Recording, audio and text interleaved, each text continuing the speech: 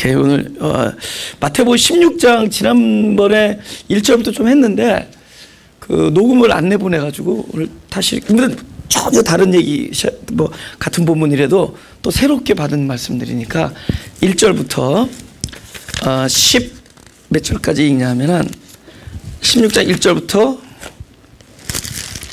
16절까지 한번 눈을 읽어보세요. 1절부터 16절까지 16절 1절부터 바리새인과 사두개인들이 와서 예수를 시험하여 하늘로서 오는 표적 보이기를 청하니 예수께서 대답하여 가라사대 너희가 저녁에 하늘이 붉으면 날이 좋겠다 하고 아침에 하늘이 붉고 흐리면 오늘은 날이 굳겠다 하나니 너희가 천기는 분별할 줄 알면서 시대 표적은 분별할 수 없느냐. 악하고 음란한 세대가 표적을 구하나 요나의 표적밖에는 보여줄 표적이 없느니라 하시고 저희를 떠나가시다.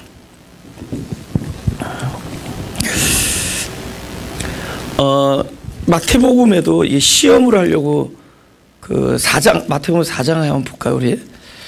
마태복음 4장에도 보면은 3절에 4장 3절 시험하는 자가 예수께 나와서 가로되 네가 만일 하나님의 아들이어든 명하여 이 돌들이 떡덩이가 되게 하라. 예수께서 대답하여 가라사대 기록되었으되 사람이 떡으로만 살 것이 아니요 하나님의 입으로 나오는 모든 말씀으로 살 것이니라 하였느니라. 지금 그러면서 두 번째 세 번째 이제 마귀가 시험한다고 써있죠, 그죠? 예수님은 사단아 물러가라 이렇게 얘기하고, 근데 사단아 물러가라라는 거를 실제 사람에게 얘기하는 사람 누구예요? 베드로죠. 사람인데도 사단아 뒤로 물러가라 그러잖아요, 그죠?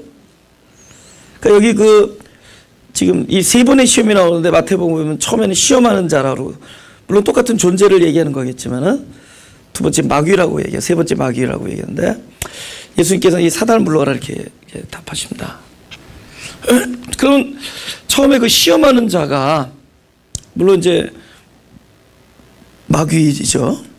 또 사단이라고 얘기할 수 있고, 그럼에도 불구하고 여기서 시험하는 자 그러면은 사실은 실제 상황에서 예수님에게 이런 끊임없는 시험을 이렇게 던지는, 이런 이야기를 던지는, 그죠? 주님께 끊임없이 돌이 떡이 되게 해달라는 그 표적을 계속 요구하는 자가 누구를 생각하게 돼요? 시험하는 자가 그 자신이, 그럴 때 자신을 얘기하는 게 일단은 안전한 대답입니다. 여기서 시험하는 자는 바로 내 자신이라는 겁니다. 성경에서 마귀가 시험한다고 하지만 우리가 그 직분을 가지고 산다는 거예요. 그러니까 베드로에게도 네가 하나님의 일은 생각 안 하지 않고 사람의 일만 생각하는 도다 하면서 사단아 물러가라 딱 그러잖아요. 그러니까 우리가 늘 무엇을 원하느냐? 그림자를 원한다는 거예요. 밖에 나타난 어떤 현상.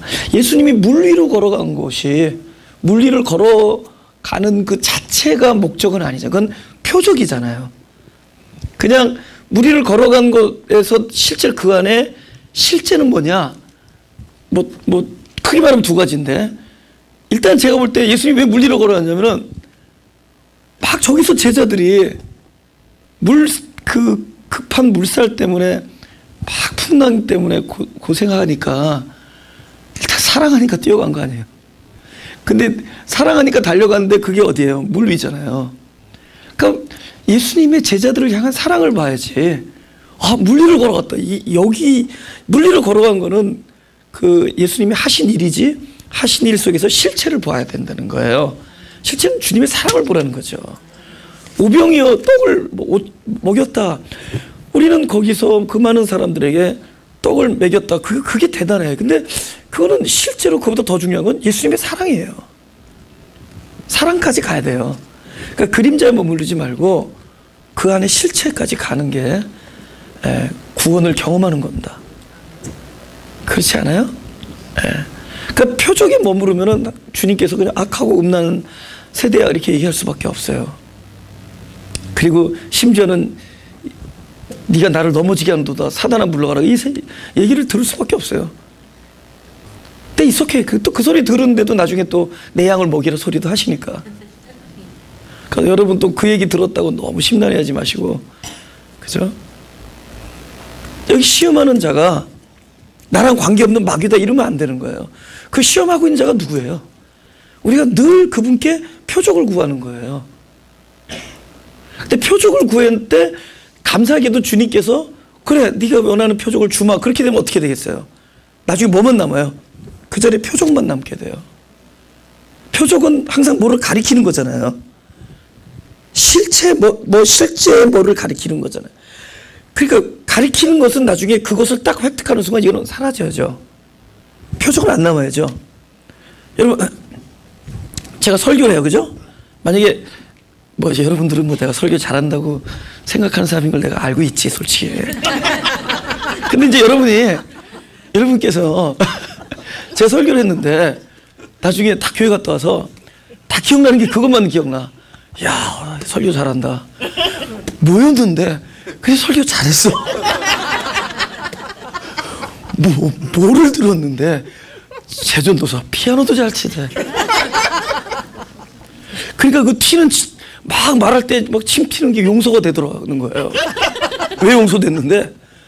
설교 너무 잘하고 피아노도 너무 잘 치고 또 인상도 귀엽잖아. 그러니까 용서가 되더라. 그럼 그 사람은 나 용서하고 돌아왔어. 아무것도 안 건졌어. 이건 그림자잖아요. 아무것도 아니잖아요. 뭐만 남아야 돼요? 그분의 약속과 그분의 뜻과 그분이 우리에게 주시려는 바로 당신, 자기 자신을 얻고 돌아가야 되잖아요. 그죠?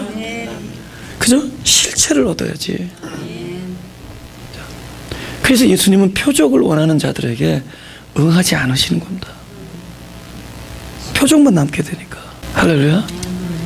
그러면서 너희가 나를 따르려거든 이렇게 얘기합니다.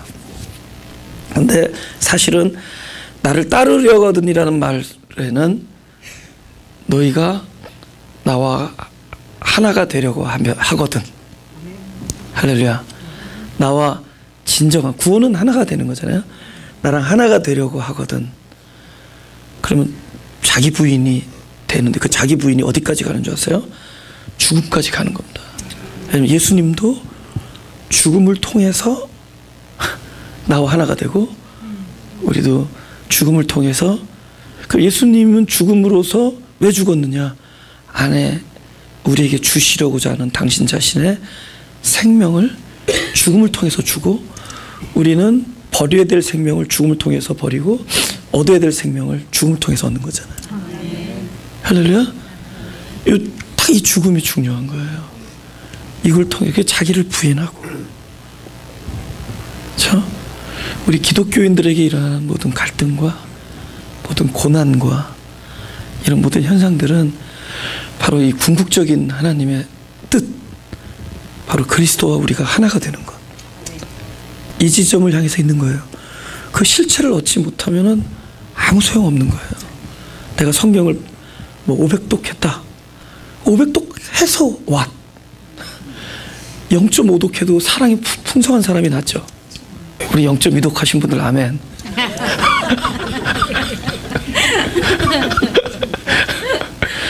그 실체를 얻는 게 중요하잖아요.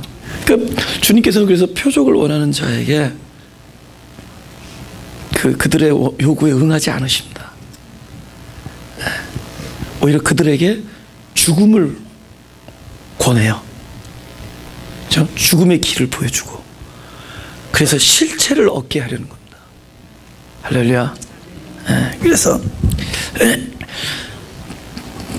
이 단어가 나오는 바람에 참 우리 누가복음 17장 24절 25절 제가 읽겠습니다.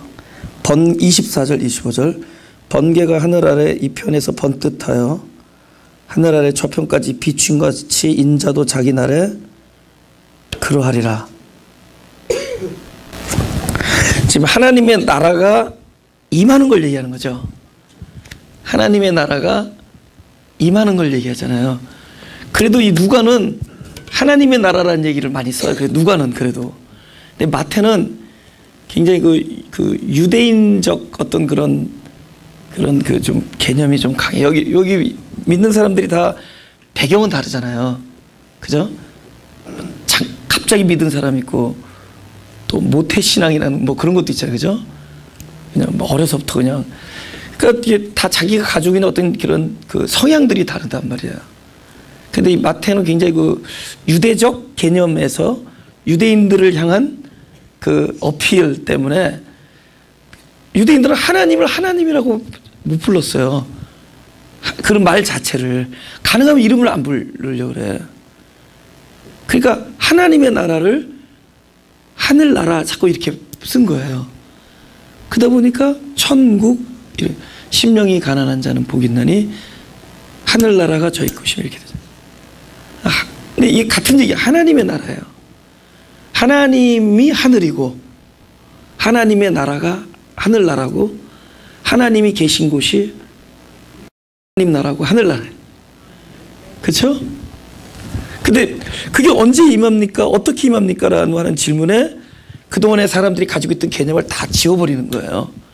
뭐 여기 있다 저기 있다 이런 개념, 장소, 어떤 사건 이런 개념이 아니라는 거예요. 그러면서 번개 얘기를 합니다. 빛으로 얘기해. 빛. 곧 진리이신 그분을 얘기합니다. 여러분 우리가 진리로 그분을 만나지 않으면은 다 그림자일 뿐이다.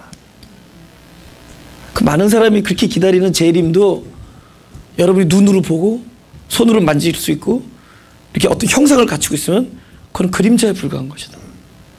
그분이 진정한 실존이라면은 나에게 그러니까 그분이 진정한 살아계신 그 그리스도라면은 나에게 무엇으로 오셔야 되느냐? 진리로 와야 되는 거예요. 진리가 그분이에요. 할렐루야. 그러니까 진리가 시간에 묶여 있겠어요? 진리가 어떤 공간과 사건과 장소 안에 묶여 있겠어요? 진리. 그래서 마치 빛이 번쩍거리는 것처럼 동편에서 번쩍, 서편에서 번쩍, 그분의 임하심은 바로 이렇게 임한다는 거예요. 누가복음 17장 24절 25절에서는 이 하늘나라가, 하나님의 나라가 이렇게 빛으로 진리로 오는데, 그렇게 오기 위해서 뭐를 예언해요? 그러기 위해서는 인자가 먼저 고난을 받고 많은 세대에게 버림을 받아야 할 것이니라. 이 얘기가 중요한 거예요. 그러니까 그분이 빛으로 온다는 얘기, 그분이 이제는 더 이상 표적에 머무르지 아니하고 육신의 예수에 머무르지 아니하고 그리스도로 우리 안에 진정한 강림이 되기 위해서는, 할렐루야, 진리가 임하기 위해서는 먼저 그분이 죽어야 된다. 그럼 뭐가 죽은 거예요? 표적이 죽을 때 실체가 되는 거예요. 그림자가 죽음으로 실체가 돼. 우리는 죽음으로 그 실체를 받을 수가 있어요. 그 얘기를 하는 거예요. 그러니까 예수는 끝까지 자기 이 육신으로 머물러 있던 그분을, 너희가 나를 지금 안아야 된다 이렇게 했잖아. 내가 너를 떠나가는 것이 너에게 좋다. 떠나가야 돼. 떠나가야지 진짜가 오시는 거야. 할렐루야. 진리가 오시고 빛이 오시는 거예요. 그래서 우리 안에 들어와서 우리의 새로운 아이덴티티, 나의 생명, 정체성이 되는 거예요. 그 부분을 갖는 거예요. 할렐루야. 그 순간에 나라는 존재는 옛사람이 사라지고, 여기 뭐 이제는 하나님의 나라가, 하늘나라가, 하나님의 나라가 그 내 생명 안에서 출발하는 거잖아요. 그때부터 내 생명 뭐가 돼요? 새 땅이 되고, 내가 새 땅이 되니까 내가 보는 모든 세상은 새 하늘이 되는 거예요. 이거는 20세기 내내 계시록을 가졌던 자들에게 한 약속이지, 특별한 시대에 이렇게 탁탁 털어버리고 싹 바꾸는 그런 무슨 못된 창조주의 계획이 아니에요. 시대 백성마다 진짜 내 눈에 넣어도 안 아플 정도로 사랑하시는, 아들을 아끼지 아니하시고 사랑하시는, 지금 하나님께서 여러분과 저를 사랑하신다면 학시대 백성들에게 하나님이 사랑하셔서 하신 약속을 성경에 써놓으신 거예요. 아멘. 할렐루야. 내가 왜 이 땅에 태어나야 했더니 오늘 하는 이 말씀 전하기 위해서 태어난 것 같아요. 진짜예요. 너무나 많은 사람들이 그 실체의 예수를 누리지 못하고 그 표적, 그 육체의 예수를 아직도 생각해. 이렇게 마태복음 4장, 요한복음 4장 16절 예수님이 뭐라고 보자요. 가라사대 가서 네 남편을 불러오라. 예수님이 뜬금없이, 이게 사자성어죠. 뜬금없이. 왜 갑자기 뜬금없이 남편을 불러오라 그러는 거냐, 그죠? 성경은 끊임없이 누군 얘기예요? 남편 대신 그리스도와 신부 대신 우리의 이야기죠. 할렐루야. 그래서 남편은 생명이 있죠. 씨가 있으니까. 그래서 남편과 이 씨 없는 우리 여자가, 신부가 결혼하면 해서 하나가 되면은 새 생명을 낳죠. 그 새 생명이 바로 하늘나라에 있는 나 자신이에요. 할렐루야. 그 새 생명에 들어가는 게 구원이에요. 그러니까 내가 밭이 돼서 씨를 받아서 새 생명을 낳아요. 그 새 생명이 나랑 관계없는 자식이 아니라 그게 새롭게 되어진 나예요. 그분과의 연합으로 태어난 자가 나예요. 아시겠죠? 그래서 끊임없이 남편 얘기가 나오는 거예요. 그러니까 이 여자 바람 많이 폈구나, 이 얘기가 아니에요. 그죠? 뭐 남편이 그렇게 많아도 채워지지 않는다, 이런 얘기가 아니에요. 성경은 하나하나가 다 그리스도에 관한 얘기고 다 그 그림자예요. 그래서 네가 전에는 남편이 5 있었는데, 보세요, 우리가 그리스도라고 생각했는데 아닌 분들이 너무 많아. 내가 이게 진리라고 생각했는데 아니었고, 진짜 남편이라고 생각했는데 참 그리스도가 아니라 율법인 경우가 너무 많았던 거예요. 그러니까 율법이 잘못된 남편이란 말이죠. 그러니까 여기서 예수님께서 그러는 거예요. 야, 한번 네 남편 좀 보여달라고. 그러니까 이 여자가 17절에 잠깐만요. 17절에 여자가 대답하여 가로되 나는 남편이 없나이다. 예수께서 가라사대 네가 남편이 없다 하는 말이 옳도다. 그죠? 왜냐면은 진짜 남편 누구예요? 근데 이것도 조심해야 돼요. 진짜 남편이 지금 말하고 있는 그 남편이는 아직 남편이 아니에요. 그 예수가 고난받고 많은 세대에게 버림을 받아서 이 여자 안에 그리스도로 올 때 남편이죠. 아멘. 그죠? 그래서 이렇게 얘기하는 거예요. 내가 남편 5이 있었으나 지금 있는 자는 네 남편이 아니니 네 말이 참되도다. 오케이. 이 여자 상황은 아마 남자가 하나 있나 보죠. 6번째 남자. 근데 주님은 이야기할 때마다 항상 지금 있는 자가 내 남편이 아니냐면서 그 안에는 바로 자기 자신도 포함해서 얘기해요. 너희들이 그렇게 나를 참 남편으로 생각하지만 나는 아직 6번째에 불과하다. 언제 완성돼요? 6이 죽어 7이 돼야지 완성하죠. 그래서 남자와 여자를 언제 창조해요? 6일날 창조하죠. 6일 날로는 안 돼. 그들이 진짜 생명의 씨, 참된 남자를, 그때 남자와 여자는 둘 다 여자야. 하나님 입장에서 보면은. 그 6일에 있는 남자와 여자의 그 밭의 상태에서 벗어나서 하늘로서 내려온 참된 남편의 씨앗을 받아서 제7일에 들어갈 때 그것이 완성이고 안식이고 구원이에요. 할렐루야. 그 7번째 남편이 그리스도예요. 그러니까 우리는 늘 육에 머무른다고. 아시겠죠? 그래서 예수님조차도 당신을 아주 육체로 머물고 있는 한 숫자로 말하면 6에 불과한 거예요. 6. 그럼 예수님은 어디로 온 거죠? 6일째 세상으로 온 거예요. 원래 뭔데? 완성이시고 7이고 처음이자 마지막이고 태초고, 아르헤라는 단어가 태초란 뜻이에요. 그게 영혼이란 단어랑 같은 종류 얘기예요. 그 영혼, 우리들의 시간의 개념, 영혼은 우리들의 시간에서 길게 늘어뜨린 게 아니에요. 거기는 길고 짧고가 없는 곳이 영혼이에요. 하나님의 하나님이 거하는 완전한 곳이죠. 그 영혼이 되신 분이 제6일조 안에 들어오셨어. 그러면서 그 6일의 세상에서 인자의 몸, 사람의 아들의 입장에서 함께 얘기하려니 뭐예요? 하나님은 지금 일을 하고 계시잖아. 아버지께서 일하시니. 근데 창조하신 분만이 아니라 그걸 창조하신 분이 만드신다고 나오죠, 성경에. 창조하시고 지금 뭐 하고 계세요? 만들고 계신 거예요. 바라하고 이제는 아사해 가는 거예요. 형상으로 창조하고 모양으로 만들어 나가고 계신 거예요. 그게 구약의 전체 얘기입니다. 지금에도 마찬가지예요. 그죠? 그림자로 창조하시고 표적으로 창조하시고 실체로 완성해 나가는 거예요. 그 일을 하고 계신 거예요. 마태복음 15장 27절 26절부터 읽겠습니다. 대답하여 가라사대 자녀의 떡을 취하여 개들에게 던짐이 마땅치 아니하니라.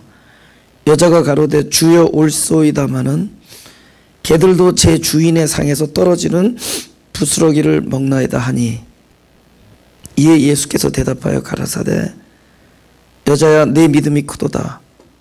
내 소원대로 되리라 하시니 그 시로부터 그의 딸이 나으니라. 여기서는 그의 딸이 낳지만 사실은 이 여자의 구원이죠. 이 여자의 구원을 얘기할 때 이 여자에게 있어서 지금 소원은 그거잖아요. 딸이 낳는 거라면은 그런 일 속에서 주님께서 보여주려고 하는 것은 그 여자의 딸이 낳았다라는 표적이 아니라 실체는 뭐냐면 이 여자의 구원이에요. 이 여자의 구원 안에는 어떤 게 담겨 있느냐? 첫째, 여자는 개가 돼야 돼, 일단. 그래서 주인의 상에서 주인의 떡을 취하여 주인의 자녀의 떡을 취하여 개들에게 던진 마땅치 아니하니까 올소이다 하면서 나는 개다라고 인정해요. 그래서 자기를 부인하고 자기 위치를 진짜 자기 스스로 얻어낼 수 없는, 자기가 살아나기 위해서 스스로 양식을 구할 수 없는 개의 위치에 자기를 딱 발견하죠. 할렐루야. 그 다음에 떡은 어떻게 돼야 돼요? 떡이 온전하면은 개한테 안 가죠. 그래서 떡이 부서져야 되죠. 그래서 스스로 표적으로 온전한 떡을 표적으로 말하는 거예요. 온전한 떡. 그러니까 지금 예수님이 이 사람들에게 말하는, 이 사람들이 원하는 표적은 당신이 하나님의 아들인 거를 보여주는 표적. 그러니까 당신이 표적을 보여주면 내가 하나님의 아들인 거 믿겠다, 이거예요. 근데 예수님이 생각하는 표적은 그런 차원의 표적이 아니라 부스러지고 사라지고 깨져서 죽어야지만 되는 표적이야. 이들은 표적 자체로 하나님의 아들, 그러니까 표적이 온전해야지만이 능력이, 아직 예수님이 십자가에 안 매달리시고 그냥 가는 곳마다 오병이의 기적과 가는 곳마다 죽은 자가 살아나, 가는 곳마다 무리를 걸어가는 일들만 있으면 표적으로만 머물러 있어. 근데 그들은 어떻게 하나님의 아들이다 이럴 거 아니에요. 근데 그 표적이 비참하게 버림을 당하고 능욕을 당하고 수치를 당해야지만이 그 표적에 자기 할 일을 하는 거야.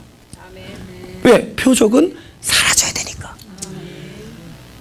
떡이 온전한 상태에서는 절대로 실체가 되지 못해. 이 이방인들을 개를 살릴 수가 없어.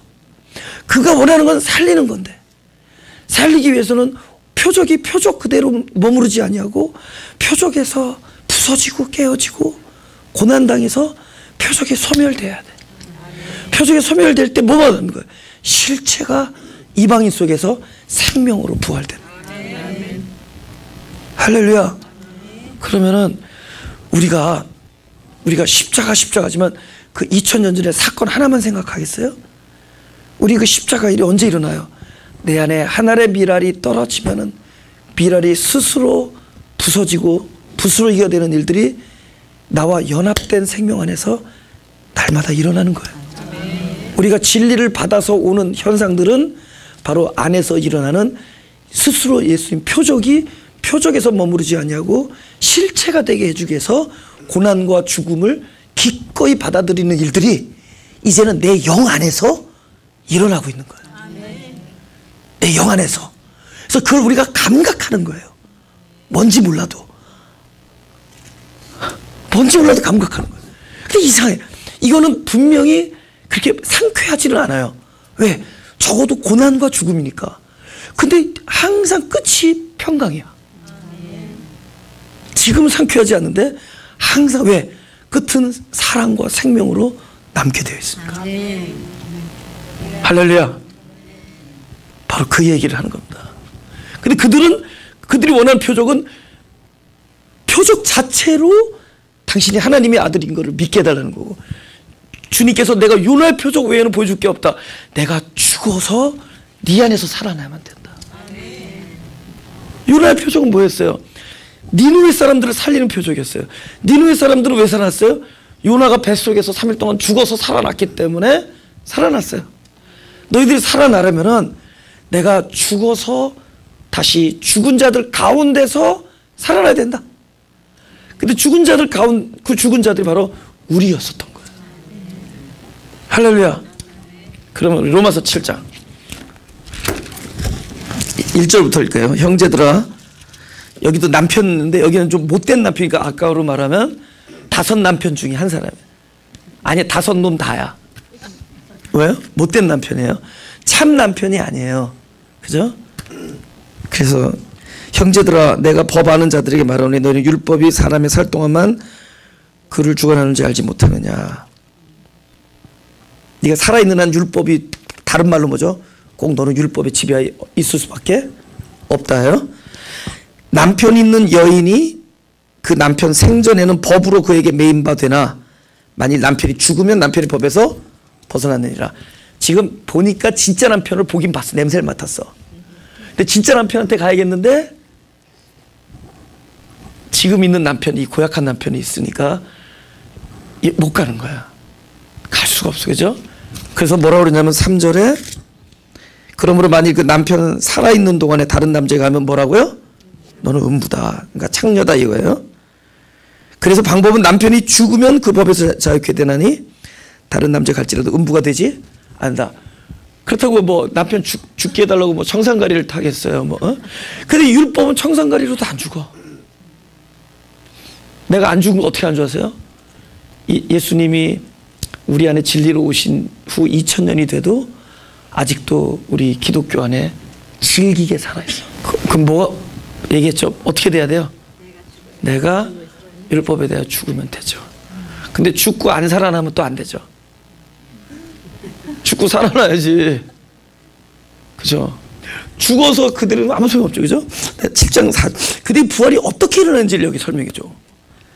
그러므로 내 형제들아, 너희도 그리스도의 몸으로 말미암아 율법에 대해 죽임을 당해. 일단 죽어요. 이는 다르니 곧 죽은 자 가운데서 살아나신 이에게 가서. 아니 여러분, 죽었는데 어떻게 가?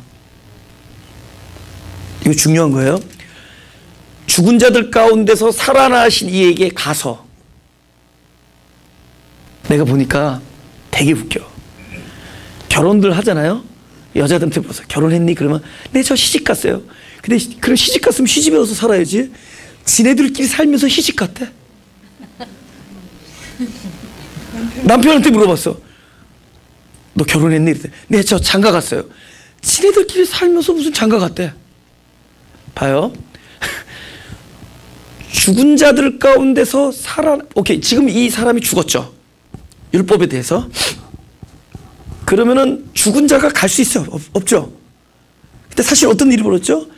죽은 자들 가운데서 살아나신 이는 예수님이죠. 그리스도죠.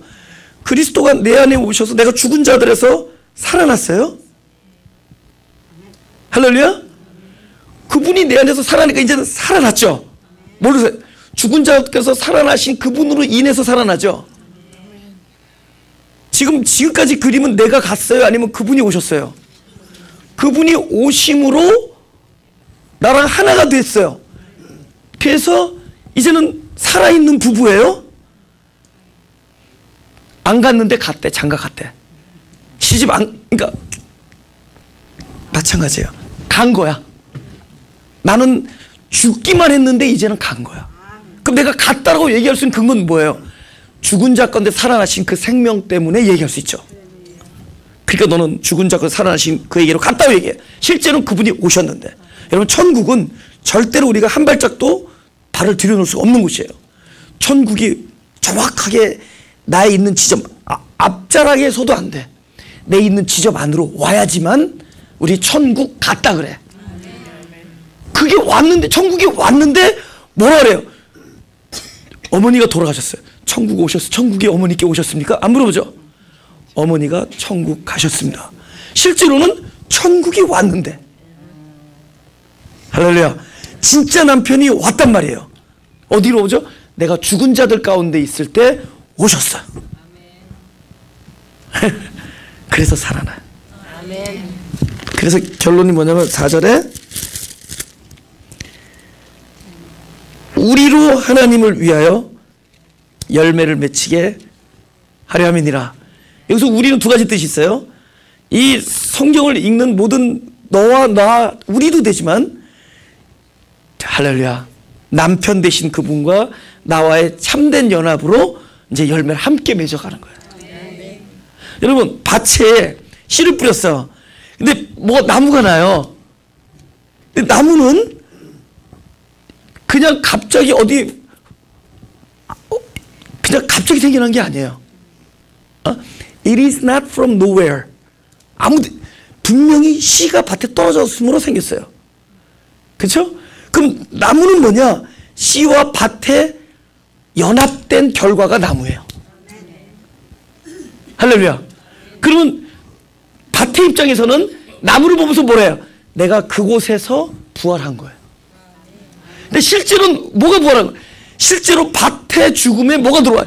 밭 생선으로 다 죽여놓잖아. 막 썩은 비료로 다 죽여버리잖아. 그죠? 그 밭에 씨앗이 들어와서 씨앗도 스스로 죽고 안에 있는 생명이 여기서 살아나. 살아나면 뭐예요? 새 생명을 낳죠. 그게 나무예요. 이제 성경의 모든 원리는 다 그 얘기죠. 결혼 스토리잖아요. 하나가 되는 스토리고, 그리고 그분이 하늘에서 나에게 오는 얘기죠. 한 번도 한 발짝이라도 하늘을 향해서 뛰어라 라는 얘기를 안 해요. 한 번도. 그분은 죽은 자들을 찾아다니죠. 할렐루야. 그래서 실체가 되는 거예요. 그 다음 16장 5절 제자들이 건너편으로 갈새 떡 가져가기를 잊었더니 예수께서 이르시되 삼가 바리새인과 사두개인들의 누룩을 주의하라 하신대. 5절은 중요한 거 아니에요. 그 상황이 깜빡이고 도시락을 놓고 온 거예요. 그랬더니 예수님께서 누룩을 얘기하는데 삼가 바리새인과 사두개인들의 누룩을 주시고, 근데 떡 잊어버린 사람들이 떡 하는데 바리새인과 사두개인의 누룩을 끄니까 바리새인과 사두개인은 안 들리고 뭐만 들려요? 누룩만 들려. 생각해보세요. 그죠? 바리새인과 사두개인의 누룩은 안 들리고 떡을 생각하니까 누룩만 들려. 이게 우리가 내가 어떤 표적을 계속 그거 어떤 예수를 믿으면 어떤 일이 일어나기를 기도하고 고대하다 보면은 진짜 예수님 말하려고 하는 그 진리의 본질은 놓쳐버리고 내가 듣고 싶은 것만 듣게 돼요. 그러니까 이게 어디야? 엉뚱한 데로 가는 거야. 지금 진짜 예수님 말하는 건 놓치고 내가 생각한 거 그것만 들었다 이거지. 누룩. 그 다음에 뭘로 나가요? 7절 제자들이 서로 의논하여 가로되 우리가 떡을 가져오지 아니하였다. 누룩떡 아주 잘 나간다. 예수께서 아시고 가라사대 믿음이 적은 자들아 어찌 떡이 없으므로 서로 의논하느냐. 9절 10절 너희가 아직도 깨닫지 못하느냐. 떡 5개로 5,000명 먹이고 죽은 것은 몇 바구니며 떡 7개로 4,000명 먹이고 죽은 것이 몇 광주 된 걸 기억지 못하냐. 오케이. 지금 이 오병이어나든가 이런 이야기들은 그냥 표적이죠, 그거. 근데 거기서 중요한 건 뭐예요? 주님의 생명과 사랑이었죠. 그럼 여기서 믿음이 적다라는 건 뭐예요? 아직도 그 표적만 가지고 있으면 믿음이 적은 거예요. 그 믿음이 좋다는 거죠? 실체로 넘어간 자예요. 거기서 그분이 말하는 진리를 봐야지. 거기만 머무르고 있으니까 아직도 떡의 수준에 머물러 있는 거예요. 우리가 뭐 엄청난 일들이 일어났고 그걸 아직도 그 일 뒤에 숨어 있는 그분의 그 언약, 약속, 계획, 뜻, 지혜 이거를 받아야 돼. 할렐루야. 그게 진짜예요. 그러면서 오케이 11절 제가 읽겠습니다. 어찌 내 말한 것이 떡의 관함이 아닌 줄을 깨닫지 못하느냐. 오직 바리새인과 사두개인들의 누룩을 주의하라 하시니 그제야, 그죠? 그제야 제자들이 떡의 누룩이 아니요 바리새인과 사두개인들의 교훈을 삼가라고 말씀하신 줄을 깨달으니라. 오케이. 누가복음 10장 25절 보죠. 25절 제가 읽겠습니다. 어떤 율법사가 일어나 예수를 시험하여 가로되. 예수님 너무 시험 많이 받죠. 여기 와서 계속 예수님을 시험하는 얘기죠. 그래서 시험하여 가로되 선생님 내가 무엇을 하여 영생을 얻으리까. 예수께서 이르시되 율법에 무엇이라 기록되었으며 내가 어떻게 읽느냐. 오케이. 제가 어제 로마서 얘기할 때 그랬어요. 어제 로마서 얘기할 때 율법이 말하는 바를 들어야지 내가 어떻게 읽느냐로 가면 안 돼요. 오케이. 율법에 무엇이 어떻게 기록되어 있는 것도 물론 중요하죠. 근데 기록되어 있는 거, 뭐라고 기록되어 있는 것은 누구나 다 객관적 답을 갖고 있어요. 보편적 객관적. 오케이. 율법에 하나님을 사랑하고 목숨을 다하고 뜻을 다하고 힘을 다해 하나님을 사랑하고 이웃을 내 몸같이 사랑하라 하였나. 이거는 누구나 대답할 수 있어요. 그렇게 말하셨으니까. 문제는 율법에 무엇이라고 기록된 게 중요한 게 아니라 그것을 어떻게 읽느냐가 중요해요. 근데 어떻게 읽느냐가 어디로 넘어야 돼요? 내가 어떻게 읽느냐가 아니라 율법이 말하는 바대로 들어와야 되죠. 그러면 내가 어떻게 읽느냐에 머무르면은 우리는 하나님의 뜻과 무관한 쪽으로 항상 가죠. 근데 되게 어느 쪽으로 간다? 표적에 머무르는 쪽으로 읽게 돼 있어요. 왜? 일단 산뜻하니까. 무슨 알죠? 일단 더 확실해. 왜냐하면 눈에 보이니까. 더 증거 같아요. 더 진짜 같아. 그래서 거기서 머무르게 돼 있어요. 근데 내가 어떻게 읽느냐가 중단되고 율법이 말하는 바가 나에게 들려줘야 되죠. 그러면은 내가 뭘 보는 것과 보여지는 것은 다르죠. 내가 보려고 하는 나 자신이 죽으면 보여지는 거예요. 내가 들으려고 하는 내 자신이 죽으면 들려지는 거예요. 그러니까 어떻게 읽느냐에 나란 존재가 죽으면 이제는 율법이 말하는 바가 나에게 들려지죠. 이것이 요한복음 5장 25절에 죽은 자들의 아들의 음성을 들을 때가 오나니. 아들의 음성은 누구만 들려요? 죽은 자들에게만 들려요. 나는 왜 죽은 자들의 아들의 음성을 듣나 했더니 죽어야지. 왜냐하면 그전에는 자기가 듣고 싶은 대로 들어요. 살아있을 때는. 죽으면은 들리는 것을 들어요. 내가 어떻게 읽느냐가 죽으니까 죽은 자들이 되니까 내가 보는 것에서 죽으니까 보여지는 게 보여요. 할렐루야? 그럼 누룩은 뭐겠어요? 누룩은 내가 어떻게 읽느냐에 머무르는 겁니다. 율법, 성경은 내가 읽을 때 전부 율법적인 개념을 읽을 때 가장 안정감을 느껴요. 근데 그 안정감을 느끼는 것으로부터 죽을 때만 사실 생명이야. 근데 우리는 안정감을 느끼는데도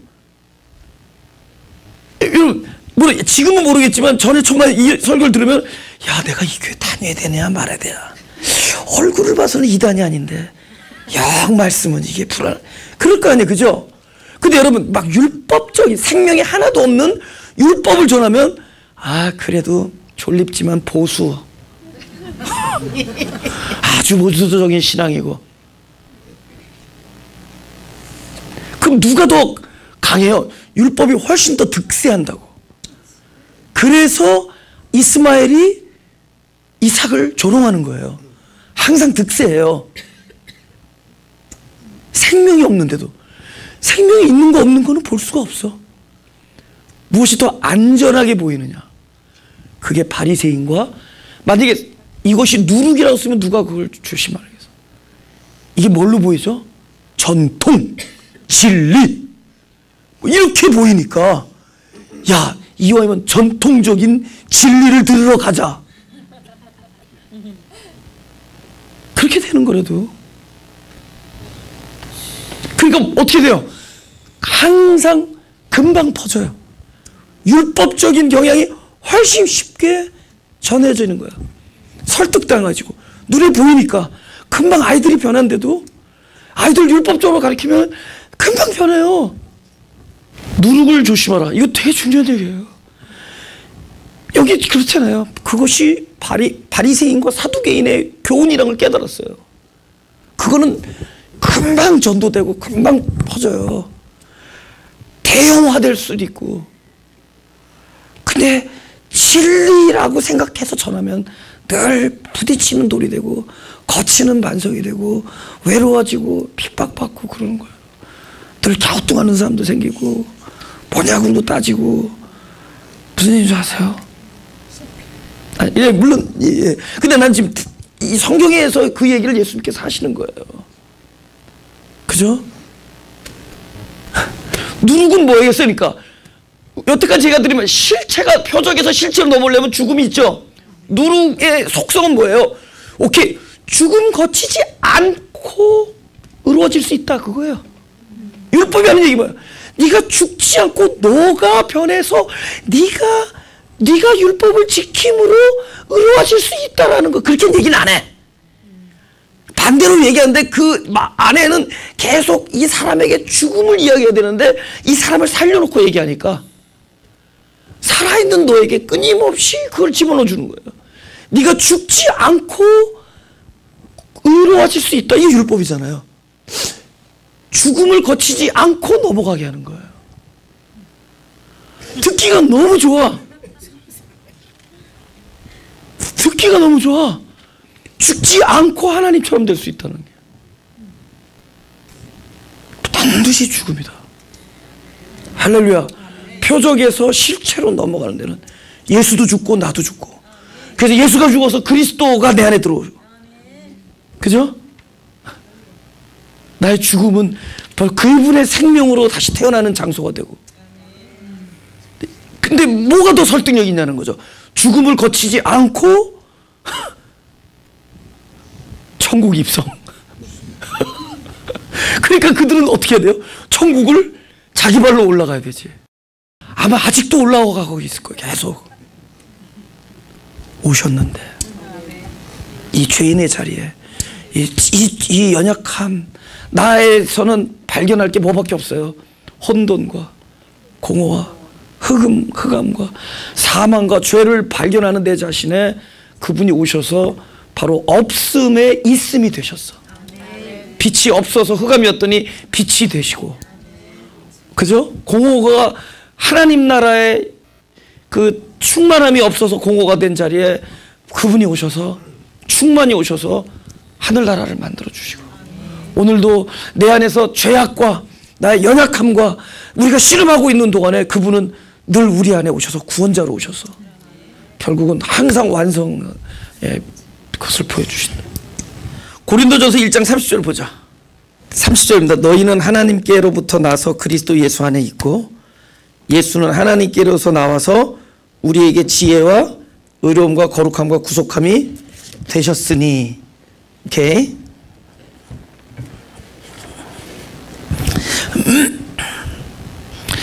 예수님이 내 안에 들어오셔서 지혜와 계시와 의와 구속함이 되려면은 예수도 죽고 나도 죽죠. 그래야지만이 계시가 되는 거예요. 만약에 내가 안 죽은 상태에서 오시면은 예수님이 내 안에서 계시가 안 되죠. 왜 줄 아세요?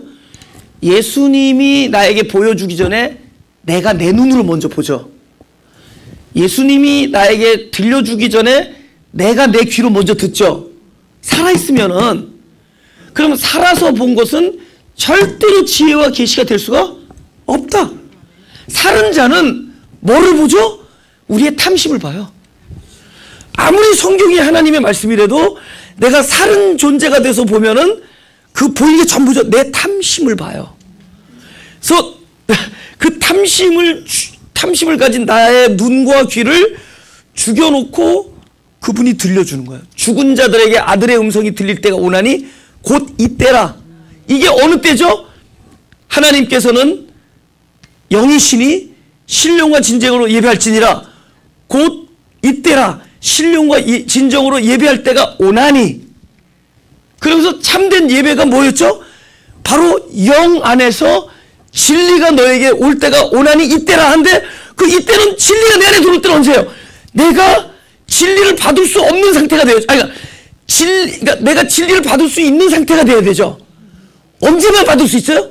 나의 모든 탐심이, 나의 의도와 나의 계획과 나의 사상과 모든 것이 죽어 있을 때만 진리가 들어오죠. 할렐루야. 곧 이때야. 그때가 죽은 자들이 아들의 음성을 들을 때, 이때랑 같은 이때예요. 할렐루야.